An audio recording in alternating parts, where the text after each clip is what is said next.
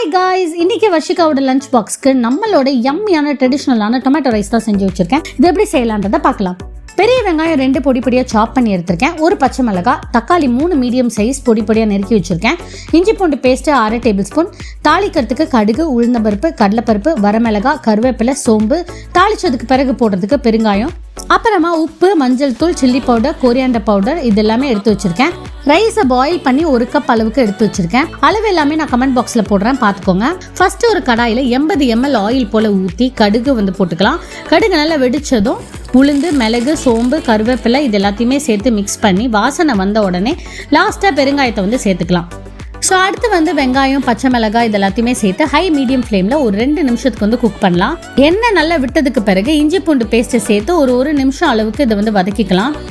வாசனை போயிடுச்சுன்னா உடனே நம்ம கொத்தமல்லியை போட்டு வதக்கி எண்ணெய் நல்லா விட்டதும் மசாலா பொடி எல்லாத்தையுமே போட்டுக்கலாம். ஒரு நிமிஷத்துக்கு இதை கிளறி விட்டுக்கணும். இது நல்லா குக் ஆன பிறகு டொமேட்டோஸை சேர்த்து நல்லா வதக்கிக்கலாம். தக்காளி நல்லா இப்படி மசிச்சு விட்டு உள்ள ஜூஸ் இறங்கிடணும். இப்போ மிக்ஸ் பண்ணி 1/4 டம்ளர் தண்ணி சேர்த்து இதை குக் பண்ணிடலாம்.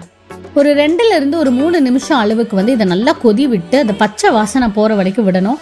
அதுக்கப்புறமா ரைஸ் சேர்த்துடலாம். ரைஸை சேர்த்து இதை ஈவனாக மிக்ஸ் பண்ணி ஒரு 2 மினிட்ஸ்க்கு குக் பண்ணலாம். மிக்ஸ் பண்ணி விட்டுட்டு அடுப்பை சிம்மில் இன்னும் ஒரு 2 மினிட்ஸ் விட்டுடலாம். ரைஸ் நல்லா இதில் இருக்கிற மாய்ஸ்சர் எல்லாமே போகணும். தண்ணி நல்லா விட்ட பிறகு அடுப்பை நம்ம ஆஃப் பண்ணிடலாம். ஒரு 1/4 கப் கொத்தமல்லி தலையை போட்டு ஒரு 5 மினிட்ஸ் மூடி வச்சு எடுத்தீங்கன்னா அவ்வளோதான். பார்க்கறதுக்கு செம்மையாகவும் இருக்கும். பக்கா ட்ரெடிஷ்னலான தக்காளி சாதம் ரெடி. ட்ரை பண்ணி பாருங்க, வேற லெவலில் இருக்கும். ஃபீட்பேக் என்னன்னு கமெண்ட்ல போடுங்க. அண்ட் இதை பேக் பண்ணி கொடுக்கறதுக்கு பக்காவான காம்பினேஷன் என்னன்னு பார்த்தீங்கன்னா எக் பாயில் பண்ணி வச்சிருக்கேன். ஸ்நாக்ஸ்க்கு பனானாஸ் அண்ட் சாத்துக்குடி ஜூஸ் இது எல்லாமே சேர்த்து வச்சு க்ளோஸ் பண்ணி மூடி வச்சாச்சு.